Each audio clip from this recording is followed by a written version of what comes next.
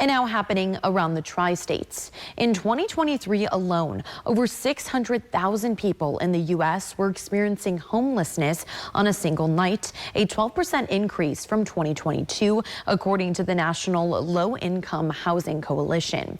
KHQA is working for you to dive into this nationwide crisis in part one of our series on tackling homelessness around the tri-states.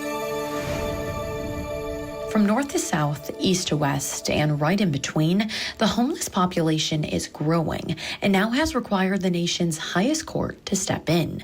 The Supreme Court is currently weighing in on state bans on people sleeping and camping outside. Florida Governor Ron DeSantis passed a law back in March of this year pertaining to the issue.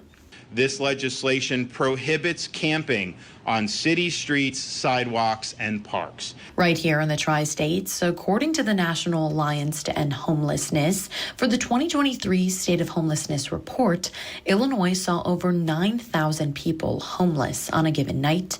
Iowa saw over 2,000, and Missouri saw over 5,000.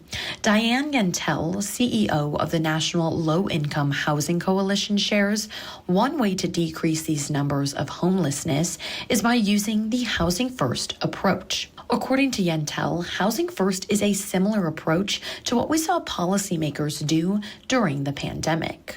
It kept millions of people who otherwise would have lost their homes and fell into homelessness stably housed.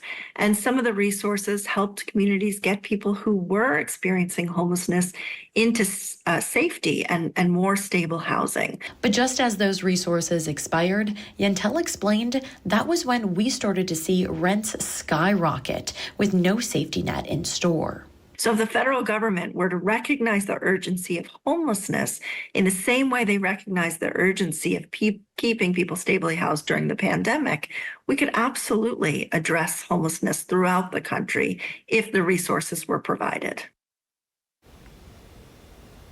Now, as questions about the constitutionality of laws on banning public camping are being debated on the national level, we check in with tri-state organizations who provide resources to those in need and even speak to local law enforcement about what they are seeing on the streets in our communities. Be sure to follow along with KHQA this week with our Homelessness Around the Tri-States series.